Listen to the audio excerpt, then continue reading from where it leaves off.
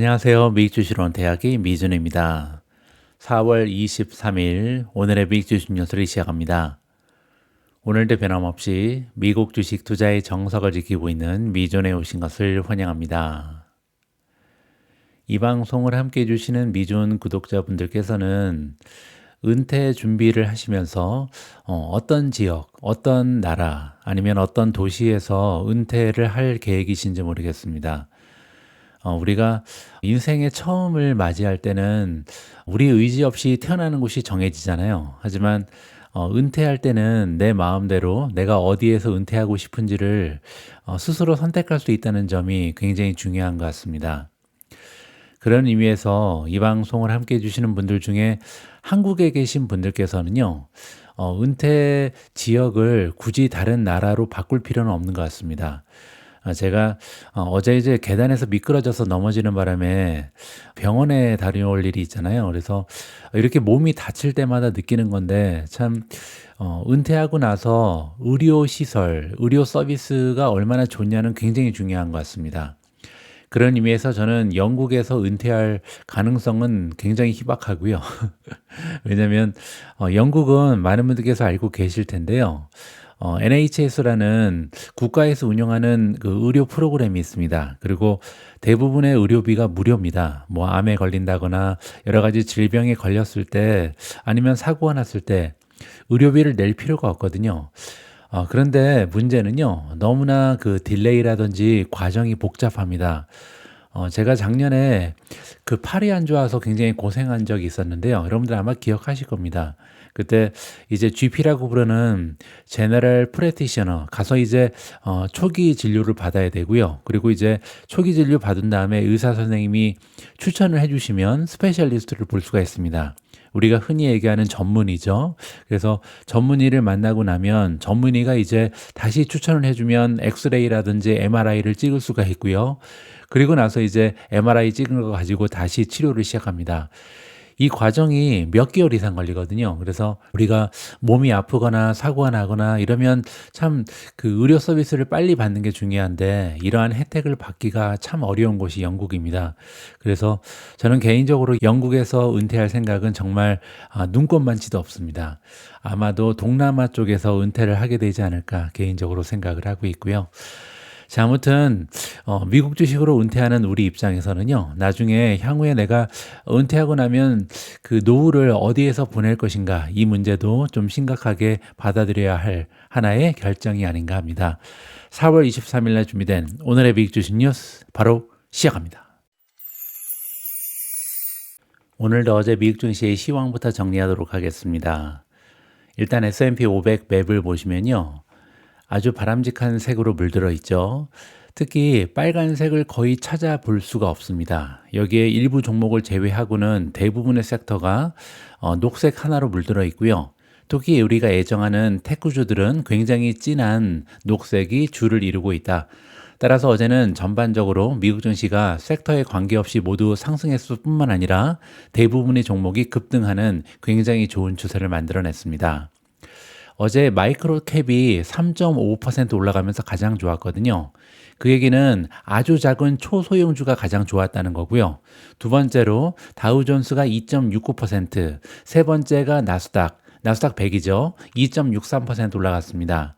자, 이렇게 경기를 타는 초소형주 그리고 다우존스가 많이 올라갔다는 것은요, 경기 관련해서 좋은 뉴스가 있었겠구나, 이렇게 우리가 유추를 해볼 수가 있고요.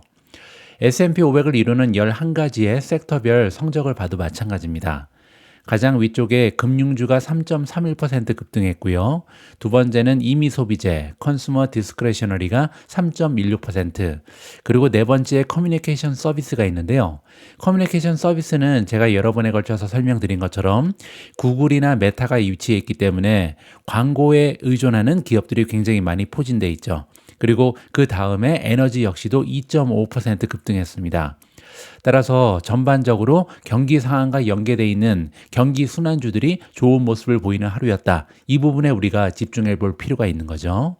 자, 이렇게 경기 순환주 위주로 반등이 시작된다는 것은 미국 증시 전반적으로 굉장히 좋은 신호입니다. 왜냐하면 경기 순환주가 오르기 위해서는요, 거시적인 기대감이 향상됐다. 이러한 가정을 우리가 해볼 수가 있거든요. 자, 그러면 어제 이렇게 전반적으로 미국 증시가 경기 순환주 위주로 좋은 모습을 보인 이유를 먼저 점검해 보도록 하겠습니다. 15시간 전에 제가 미존 올인원 멤버분들께 속보로 전달해 드린 기사인데요. 베센트 장관이 미중 관세 분쟁이 조만간 완화될 것으로 전망한다. 이렇게 긍정적인 소식을 시장에 전달했습니다. 조금 더 자세한 내용을 한번 읽어보시죠. 재무장관 스콧 베센트는요, 화요일 비공개 투자자 간담회에 참석해서 매우 가까운 시일 내에 도널드 트럼프 대통령의 대중무역 전쟁이 완화될 것으로 전망한다. 이렇게 굉장히 긍정적인 소식을 전달했습니다. 베센트 장관은 JP 모간 체이스가 워싱턴 DC에서 주최한 비공개 투자자 서밋에 참석했는데요. 여기에서 구체적으로 중국과의 다음 단계에 대해서 현 관세 수준이 지속 가능하다고 보는 사람은 아무도 없다. 따라서 지금은 무역 전쟁이 가속화되고 있지만 사실상 이러한 상황은 조만간 해결될 것이다. 장기화되지 않을 것이다. 이렇게 얘기하는 거죠. 전날 매도세에서 이미 회복 중이던 주식시장은요, 베센트 장관이 이런 발언을 한 이후 갑자기 급등하기 시작했습니다. 그러면서 이제 3대 지수 모두 2% 이상 급등하는 좋은 추세를 보이면서 마감했죠. 베센트 장관은 또한 경제 강대국 간의 긴장 완화 전망이 세계와 시장에 안도감을 줄 것이라고 믿는다. 이렇게 긍정적인 코멘트를 더했습니다. 그에게는 조만간 미국 증시도 급상승할 것이다. 이렇게 안도감을 준 거죠. 또한 미국이 대중국 수입품 관세를 최대 145%까지 인상하고 중국이 미국산 수입품에 125% 관세를 부과하며 맞대응하고 있지만 트럼프 행정부 목표는 탈동조화, 디커플링이 아니다라고 강조했습니다. 이 얘기는요, 전 세계가 글로벌 경제를 이루면서 함께 성장하고 있었는데 이 관계를 완전히 단절하는 그런 계획은 가지고 있지 않다는 거죠. 따라서 미국 혼자 이렇게 잘 살아보겠다 이런 계획이 아니라는 것을 확실하게 언급했습니다. 이날 미국의 행정부 강요인 베센트 재무장관은요, 중국과의 협상이 장기전이 될 것이다. 구체적으로는 한 2, 3년 정도가 걸릴 수도 있다라고 얘기했습니다. 하지만 양측 모두 현 상태가 지속 가능하다고 생각하지는 않는다. 따라서 중국도 그렇고 미국도 그렇고 이렇게 100%가 넘는 관세를 유지할 가능성은 없다는 거죠. 즉 지금 현재 상황은 굉장히 어둡지만 결국은 해결책을 모색하고 우리가 합의에 이르를 것이다 라고 긍정적으로 해석이 가능합니다. 자, 따라서 오래간만에 긍정적인 소식이 시장에 전달되면서 어제는 3대 지수 모두 2% 이상 급등하는 좋은 추세가 발견될 수 있었습니다. 계속해서 미국 증시 시황 마무리하도록 하겠습니다. 어제 이렇게 전반적으로 시장이 급상승하면서 시장의 폭도 굉장히 좋아졌습니다. 보시는 것처럼 어제 마감장을 기준으로 했을 때 23.26%의 주식이 50일 이평선 이상으로 거래가 되고 있거든요. 하루 전만 해도 이게 15.1%에 불과했습니다. 그리고 장기적인 추세를 봐도 이제는 30% 이상의 주식이 드디어 긍정적인 모멘텀을 발휘하고 있다. 이 수치 역시도 하루 전에 25%에서 30%까지 급상승했다. 따라서 추세가 좋아진 종목이 굉장히 많이 늘어났습니다. 다음에는 변동성 지수, 빅스인데요. 공포지수 역시 28.34까지 떨어졌습니다. 중요한 점은요, 이렇게 꼭지를 찍고 정점을 찍고 52에서 계속해서 급하강하고 있다. 따라서 아직까지는 30 바로 아래에 있기 때문에 낮은 변동성은 아닙니다. 하지만 30 아래로 떨어졌다는 데 의미를 찾을 수가 있고요. 계속해서 변동성 지수가 낮아진다면 결국은 시장은 안정세를 만들어낼 수 있다. 이렇게 기대감이 올라가고 있습니다. 다음에는 Fear and Greed 인덱스고요. 어제 24에서 25까지 한 단계 상승했습니다. 따라서 아직까지는 극적인 공포감이 시장에 남아있지만 그래도 조금씩 이러한 두려움이 사라지고 있는 중이다. 추세는 조금씩 좋아지고 있다. 센티먼트가 향상되고 있다. 이렇게 정리가 가능할 것 같습니다. 마지막으로 초이스 스탁의 마켓 스코어도 25까지 올라갔는데요. 그 얘기는 조금만 더 향상되면 드디어 공포 단계에서 불안 단계로 올라갈 수 있다라고 정리가 가능합니다. 미준 탑픽의 성적을 보도록 하겠습니다. 어제는 18종목 모두 급상승했고요. 가장 좋은 추세를 보인 종목은 B2입니다. 프로시얼즈 울트라 비트코인 ETF가 9.44% 급등하면서 가장 좋았고요. 두 번째로 좋았던 종목 역시도 비트코인과 관계가 있는 스트래티지 7.95% 급등했습니다. 세 번째로 크레도 테크놀로지가 플러스 6.20, 비스트라 플러스 5.74, 이노데이터 플러스 5.26, 테슬라 플러스 4.60, 팔란티어 플러스 3.51, 아마존 플러스 3.50, 탈렌에너지 플러스 3.25, 메타 플러스 3.2, 넥스트래커 플러스 2.75, 셀레스티카 플러스 2.71, 알파벳 플러스 2.57, TSMC 플러스 2.39, 우버 플러스 2.08, 엔비디아 플러스 2.04, 브로드컴 플러스 2.03, 비트코인이 0.87% 다시 상승하면서 이제는 94,270에 가 있습니다. 지금 화면에는 선물 지수의 움직임이 나와 있는데요. 미국 증시가 급상승세를 이어나가고 있습니다. 먼저 다우존스의 선물은 1.77% 상승했고요. S&P 500은 플러스 2.20%, 그리고 나스닥 역시도 2.59%나 급등하는 추세를 보여주고 있습니다. 자, 이렇게 선물 지수에서 미국 증시가 연달아 올라가고 있는 이유가 있는데요. 트럼프 대통령이 두 가지의 호재를 시장에 던져줬기 때문입니다. 첫 번째는요, 트럼프 대통령이 파월 의장을 해임할 의도가 전혀 없다, 이런 얘기를 하면서 미국 증시가 급등하는 계기를 마련했습니다. 트럼프 대통령은 파월 의장을 내년 임기 종료 전 해임할 의도가 전혀 없다, 이렇게 얘기했는데요. 여러분들 알고 계신 것처럼 불과 며칠 전만 해도 금리를 내려야 된다, 그리고 금리를 내리지 않기 때문에 바로 해임할 수도 있다, 이렇게 굉장히 좀 강경한 발언을 했었잖아요. 따라서 시장에서는 갑자기 커다란 호재를 맞이했다, 이렇게 보시면 되겠죠. 이번 발표로요, 파월 의장의 해임 가능성이 완전히 사라졌습니다. 따라서 연준의 독립성이 재확인됐고요. 그 얘기는 아주 커다란 잠재적인 악재 하나가 사라져버렸다. 따라서 상황이 갑자기 굉장히 호전됐다, 이렇게 이해가 가능하겠죠. 이에 따라서 정치적 리스크가 줄어들고요, 시장의 불확실성이 크게 완화되면서 투자자들의 심리가 개선됐다라고 정리가 가능합니다. 그리고 동시에 금리 인하에 대한 기대감이 아직까지 남아 있잖아요. 따라서 미국 증시 선물이 급등하는 호재로 작용하고 있다, 이렇게 보시면 됩니다. 자, 이렇게 미국 증시는요, 항상 상황이 좋아야 올라가는 것이 아니라 최악의 상황에서도 상황이 조금이라도 호전되는 것만으로도 시장이 상승할 수 있기 때문에 하락 리스크보다는 이렇게 최악의 상황에서는요, 상승 리스크가 더 높아지는 경향이 있다는 것을 기억할 필요가 있을 것 같습니다. 자, 그리고 어제 선물 지수가 이렇게 갑자기 급등할 수 있었던 두 가지의 언급이 있었는데요. 두 번째는 중국 관세에 관한 것이고요. 중국 관세는 앞으로 크게 인하될 것이다, 이런 언급을 트럼프가 했습니다. 두 가지 언급 모두 장이 마감된 이후에 발표가 됐기 때문에 미국 증시가 이렇게 장외 거래에서 좋은 모습을 보이고 있다, 이렇게 보시면 될 것 같고요. 이 뉴스에 대한 보다 구체적인 소식은요, 제가 바로 뒤에서 오늘의 미국 주식 영상으로 조금 더 생동감 있게 공유를 해드릴 수 있도록 하겠습니다. 그에 앞서서 일단 미준의 한마디를 여러분들께 좀 읽어드리고 싶은데요. 트럼프 대통령이 자신했었던 것이 하나 있습니다. 우크라이나, 러시아 전쟁을 내가 바로 종전시키겠다, 이런 얘기를 했었잖아요. 근데 생각보다 종전이 쉽지가 않죠. 근데 여기에는 커다란 문제가 하나 발생하고 있는데요. 전쟁을 잡으면서, 전쟁을 종전시키면서 인플레이션을 잡겠다, 이런 커다란 계획이 있었거든요. 그런데 이제 전쟁이 좀처럼 끝날 생각이 없기 때문에 인플레이션에 대한 우려가 최근에 오히려 급상승하고 있다, 이렇게 보시면 됩니다. 자, 이렇게 인플레이션 기대치가 올라가면서 결과적으로 리세션에 대한 우려 때문에 주식시장이 하락하고 있잖아요. 그러면 위험자산인 주식시장이 떨어지면요, 보통은 채권으로 자금이 옮겨가야 됩니다. 그런데 지금은요, 안전자산인 미국 국채마저 패닉셀이 나타나면서 채권 금리가 오히려 급상승하고 있는 두 개의 굉장히 어려운 상황이 겹치고 있는 거죠. 자, 결과적으로 트럼프 대통령 입장에서는요, 우크라이나 전쟁을 끝내면서 전쟁이 끝나면 국채 수익률이 낮아질 수 있거든요. 따라서 미국 정부 부채의 이자 비용을 낮추겠다라는 커다란 계획이 있었는데 이 계획에 차질이 생겼다, 이렇게 보시면 됩니다.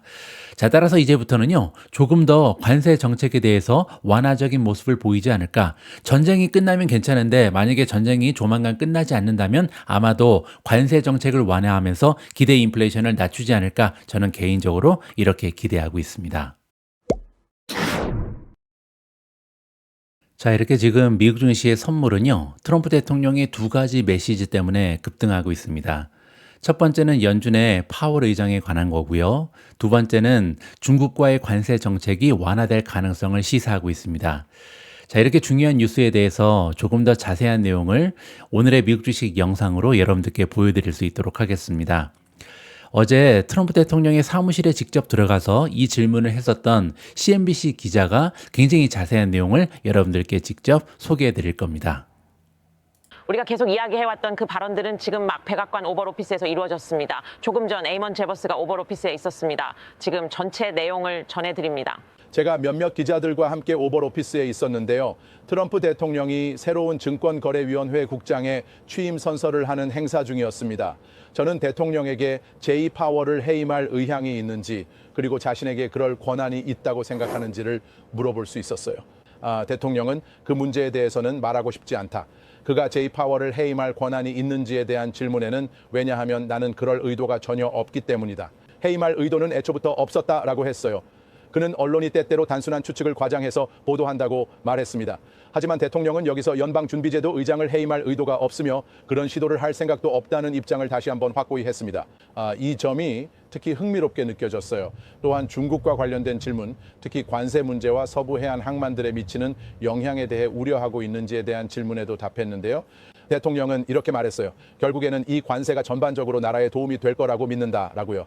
즉 지금 당장은 좀 충격이 있을 수 있지만 장기적으로 보면 미국 경제에 긍정적인 효과가 있을 거라는 입장을 밝힌 거죠. 지금 중국과 협상 중인지에 대한 질문도 받았어요. 그 협상이 어느 단계에 있는지, 구체적으로 어떻게 진행되고 있는지에 대해서는 아무런 자세한 설명을 하지 않았어요. 딱히 구체적인 내용은 밝히지 않은 거죠. 하지만 저는 대통령에게 전체적인 관세율에 대해서도 질문했어요.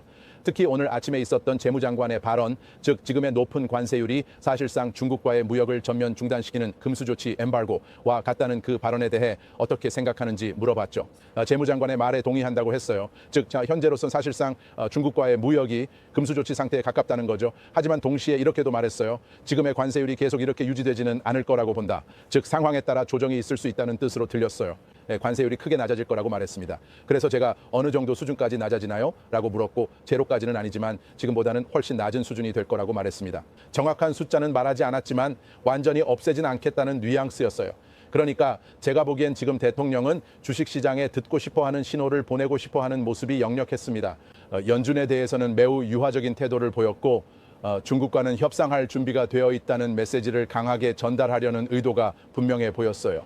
재미있는 점은요, 대통령은 중국과의 협상 상황에 대해서는 언급하지 않겠다고 말했지만 오늘 아침에 베슨 장관은 협상이 아직 시작되지도 않았다고 했다는 거예요. 이 두 발언 사이에 미묘한 온도차가 느껴지네요. 저는 왜 이 두 사람의 설명 사이에 이렇게 엇갈림이 있는지 궁금해지네요. 방금 전 기자들이 대통령에게 지금 어떤 업데이트를 해주실 수 있습니까? 라며 답변을 끌어내려 했던 거죠. 시진핑 주석과 대화를 나눈 적이 있습니까? 어떤 만남이 있었나요? 구체적으로 협상이 어느 단계에 와 있습니까? 기자들은 질문을 이어갔습니다. 그런데 계속해서 합의는 이루어질 것이다. 중국과의 상황은 잘 진행되고 있다는 자신의 주장을 반복했어요. 구체적인 내용보다는 낙관적인 분위기를 강조하려는 모습이었어요. 시진핑 주석과의 관계에 대해 큰 신뢰를 갖고 있고 자신감이 있다고 말했지만 실제 협상이 어디까지 진행됐는지, 누가 누구와 만났는지, 언제가 회담 일정인지, 서로 어떤 제안이 오갔는지 등에 대해서는 전혀 구체적인 내용은 없었습니다. 결국 대통령은 단지 합의가 이루어질 것이라는 확신이 있다는 입장만을 반복한 셈이죠. 저는 또 제이 파월 의장과 통화하거나 정기적으로 대화하고 계십니까? 하지만 대통령은 답변을 거절했어요. 다음에는 어닝 결과로 넘어갑니다. 어제는 미준 탑픽 중에 테슬라의 어닝 결과가 발표가 됐거든요. 자, 일단 결과를 보시면요. 여기 미스라고 써 있죠. 그래서 매출도 그렇고 어닝 결과도 시장의 전망치를 맞추지 못했습니다. 테슬라의 1분기 실적은 월가의 예상치를 밑돌았고요. 약한 판매 실적과 일론 머스크 CEO의 트럼프 행정부 참여로 인해서 이미 실적 전망치는 크게 하향 조정된 상태였습니다. 이 부분이 더 좀 어떻게 보면 부정적이죠. 왜냐하면 지금 현재 시장의 컨센서스는요. 이미 엄청나게 하향 조정됐습니다. 그런데 그럼에도 불구하고 미스가 나온 거죠. 테슬라는 주당 순이익 27센트를 기록했는데요. 월가에서는 36센트에서 42센트 정도를 예상하고 있었고요. 분기 매출은 193억 달러를 만들어냈는데 전망은 201억 달러에서 214억 달러 정도의 추정치가 있었습니다. 그리고 앞으로 2025년 매출 성장세는요, 더 이상 확실하지가 않습니다. 왜냐하면 테슬라는 2분기 실적 발표 시점이 돼야 연간 가이던스를 재검토하겠다 이렇게 밝혔거든요. 따라서 연간 가이던스를 이번에 제시하지 못한 거죠. 그에 앞서서 일론 머스크는요, 2025년에 아마도 작년 대비 20%에서 30%의 성장이 가능하다 이렇게 얘기했는데요. 지금 와서는 가이던스를 아예 제시조차도 못하고 있다. 굉장히 상황이 좋지 않습니다. 여기 보시면 테슬라의 실적이 나쁘긴 하지만 완전히 참담한 수준은 아니다. 이렇게 기사에서 얘기하고 있는데요. 저는 개인적으로 동의하진 않습니다. 참담한 수준이죠. 하지만 중요한 점은 이미 시장에서 주가에 많이 반영을 했다. 이 부분은 확실한 것 같습니다. 영업이익은 3억 9,900만 달러로 전년 동기 대비 66%나 감소했고요. 이는 2020년 2분기 이후 최저치입니다. 자동차 부분 매출은 전년 동기 대비 약 20% 줄었고요. 차량 한 대당 평균 판매 가격 역시도 지난해 4만 4천 달러에서 올해 1분기에는 3만 9천 달러로 낮아졌습니다. 따라서 예전에 비해서 판매 가격도 현저하게 낮아졌고요. 판매 수치도 낮아지면서 매출이 20%가량 줄었다. 이렇게 보시면 되겠죠. 다음에는 규제 크레딧, 매출을 제외한 자동차 영업이익률이 나와 있는데요. 약 10%를 기록했습니다. 작년 동기는 16%였기 때문에 6%포인트 하락한 거고요. 하지만 대체적으로 투자자들의 예상과는 일치했다. 이렇게 보시면 됩니다. 이번 어닝 보고서에서는 이전에 자주 등장했던 성장으로의 복귀라는 표현이 빠졌습니다. 리턴 투 그로스라는 얘기가 계속해서 분기마다 등장했었는데 이번에는 이 문기를 완전히 삭제한 거죠. 대신에 2025년 가이던스를 2분기 업데이트해서 재검토하겠다 이렇게 적어놨습니다. 한편 AI는 테슬라의 주요 성장축이다. 이런 부분은 계속해서 강조하고 있고요. 하지만 이런 실적에도 불구하고 테슬라 주가는 어닝 발표 이후에 오히려 올라가고 있는데요. 긍정적인 소식 하나가 전달이 됐기 때문입니다. 더 저렴한 모델을 포함한 신차 계획이요. 2025년 상반기 양산 시작 일정에 맞춰 진행되고 있다. 따라서 지금이 4월 달이잖아요. 그런데 상반기 양산이 시작된다는 얘기는 앞으로 2개월 내에 드디어 테슬라가 신차를 내놓을 것이다. 이렇게 구체적인 일정이 다시 한번 확인이 된 거죠.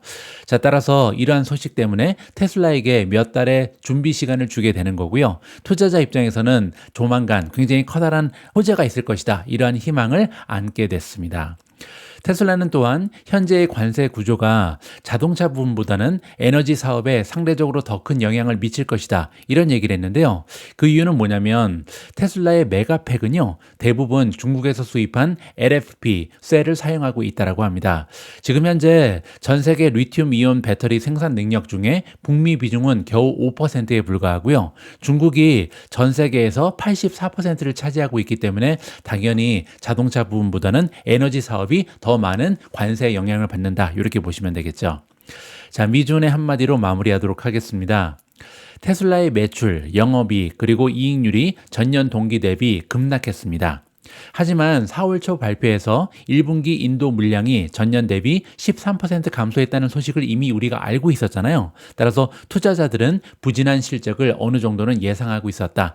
물론 이제 전년 대비 인도 물량은 13% 빠졌지만 지금 가격까지 떨어지면서 매출은 20%가량 전년 대비 줄어들긴 했습니다. 자, 이렇게 최악의 실적에도 불구하고 긍정적인 소식 하나가 있었죠. 바로 테슬라가 저가형 신차 출시 일정은 그대로 지키고 있는 점이다. 자, 그런데 어닝 발표 전에 월요일 날 어떤 일이 있었냐면요. 테슬라 주가가 6%가량 빠졌었는데요. 그때 금요일 로이터 통신이 무슨 얘기를 했었냐면요. 저가형 신차 출시가 2026년으로 밀렸다. 이런 보도를 한 바가 있습니다. 어떻게 보면 루머성 기사였는데 이것 때문에 주가가 많이 빠졌었죠. 그리고 나서 어제 어닝 결과를 발표하면서 아니다. 저가형 신차는 올해 상반기에 출시가 가능하다. 이런 긍정적인 소식이 전달이 되면서 6% 빠진 걸 단숨에 회복해버렸다. 이렇게 보시면 됩니다. 자, 여기 나와 있는 것처럼 이번 어닝 보고서에는 다음과 같은 문구가 포함되어 있었습니다.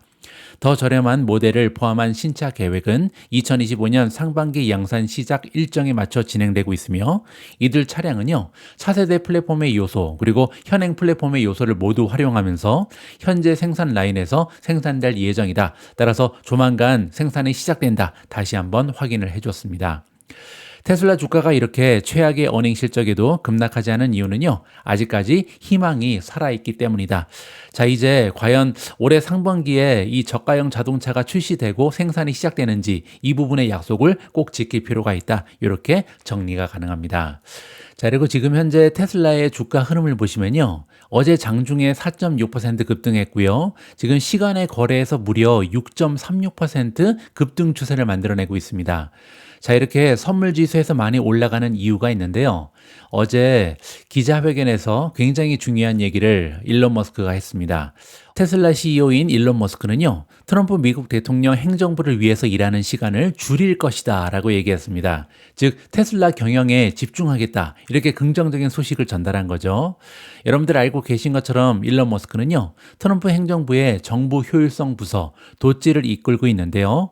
5월 달부터는 정부와의 협력 시간을 주당 하루에서 이틀 정도로 제한하고요. 나머지 시간은 테슬라 경영에 훨씬 더 많이 할애할 계획이다, 이렇게 구체적인 내용을 전달했습니다.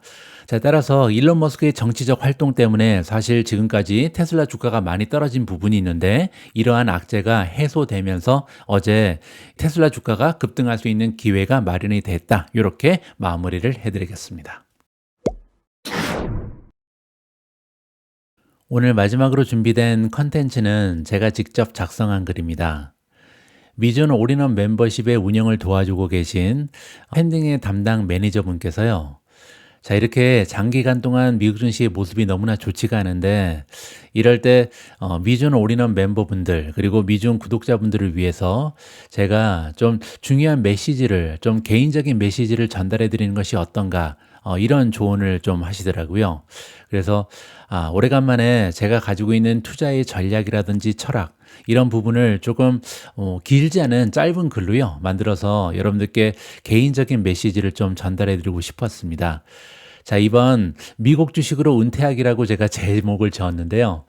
우리가 미국 주식으로 은퇴하기 위해서 이렇게 커뮤니티를 만들고 함께 투자를 진행하고 있는데, 이렇게 어려운 상황이 되면요, 기본을 좀 잊을 가능성이 있습니다. 우리가 지금 왜 투자하고 있는지, 투자를 진행해야 되는 이유는 뭔지, 이렇게 어려운 상황이 왔을 때 이렇게 기본으로 좀 돌아가서 미국 주식에 투자하는 이유를 기억해낸다면 아마도 어려운 장세를 이겨내는데 적지 않은 힘이 될 수 있다, 이러한 생각을 해봤습니다. 자, 제가 직접 쓴 글이기 때문에 제가 직접 읽어드리기보다는요, 제 목소리를 닮은 AI가 깔끔하게 한번 읽어드리도록 하겠습니다. 오늘 방송은 여기까지입니다. 마지막까지 함께해 주신 모든 분들께 감사의 말씀을 드립니다. 저는 내일도 여러분들 투자 활동에 도움될 수 있는 다양한 정보 취합해서 다시 찾아뵙겠습니다. 우리 모두가 미국 주식 투자로 은퇴하는 그날까지 다 함께 화이팅입니다. 행복한 하루 되세요. 감사합니다.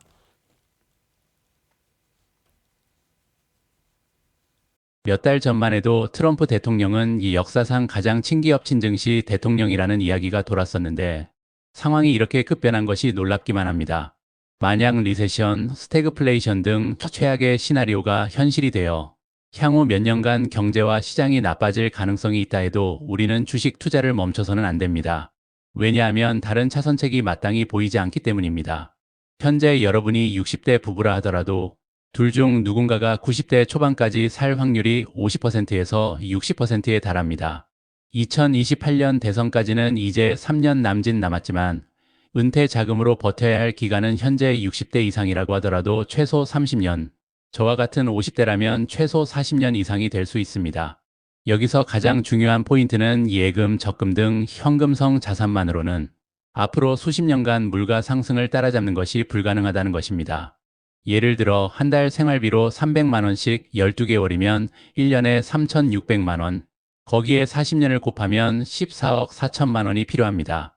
하지만 앞으로 20년 이후, 30년 이후 과연 300만 원이라는 돈으로 한 달을 버텨낼 수 있을까요? 아니요, 절대 불가능합니다. 결국 14억 원이 넘는 은퇴 자금을 준비했더라도 우리의 은퇴 생활은 불행해질 가능성이 높다는 것입니다. 즉, 우리가 은퇴 이후에도 생활 수준을 유지하려면 어느 정도의 위험자산 투자는 필수적입니다. 이는 미국의 대통령이 누구인가와 상관없이 우리가 미국 주식 투자를 이어나가야 하는 이유입니다. 우리의 경제활동이 완전히 멈추고 완전한 은퇴 이후에도 경기 침체, 베어 마켓 조정 국면은 계속해서 나타날 것입니다.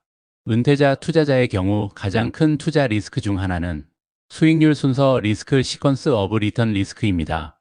즉, 은퇴 초기에 최악의 베어 마켓이 나타나 투자 자금에 큰 손실이 발생하면 은퇴 자산 계획 자체가 틀어질 수 있으므로 혹시나 충격이 올 때를 견딜 수 있도록 몇 년치 생활비를 안전 자산에 따로 대비해 두는 것이 중요합니다.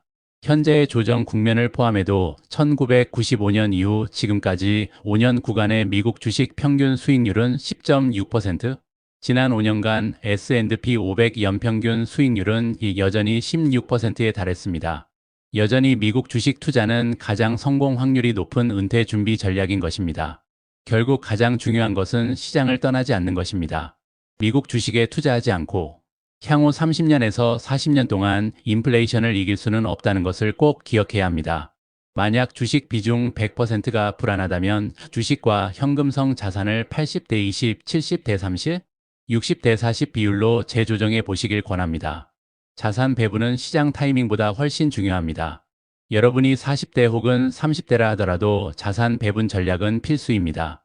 지금 현재의 경제 전망이 최악처럼 느껴지더라도 당신이 90대 투자자가 아니라면 앞으로 수십 년 동안 조정이나 베어마켓은 앞으로도 계속 찾아올 수밖에 없는 투자의 일부라는 것을 스스로에게 상기시켜야 합니다. 조정이 찾아올 때마다, 베어마켓이 발생할 때마다 주식 투자를 멈추거나 포기한다면 남아있는 인생의 후반부에 우리는 인플레이션과의 싸움에서 이길 수 있는 가장 강력한 무기를 스스로 포기하는 셈입니다. 요즘 같은 장세에서는 누구나 분산 투자의 중요성을 새삼 실감하게 됩니다. 평소에 현금성 자산이나 금 같은 안전 자산에 자금을 분산해 놓았다면 얼마나 좋았을까 하고 후회하는 투자자가 많아지는 시기입니다. 하지만 투자 전략 그 자체보다 더 중요한 것은 전략을 꾸준히 지켜나가는 능력입니다. 미래 예측은 언제나 어렵습니다. 하지만 세상의 종말처럼 느껴졌던 코로나 사태 이후에도 시장은 예상 밖으로 빠르게 회복했습니다. 미국의 정치권에는 실망스럽지만 저는 여전히 4차 산업혁명이 가져다줄 성장의 기회와 미국 기업들의 혁신을 믿고 베팅하고 있습니다. 과거 100년 넘게 그러했듯이 전 세계 최고의 기업들은 위기를 기회 삼아 혁신을 추구하고 매출과 이익을 성장시키기 위해 최선을 다할 것입니다. 안정적이고 풍요로운 은퇴 생활을 위한 준비로 미국 주식 투자를 능가하는 방법은 아직까지 보이지 않습니다.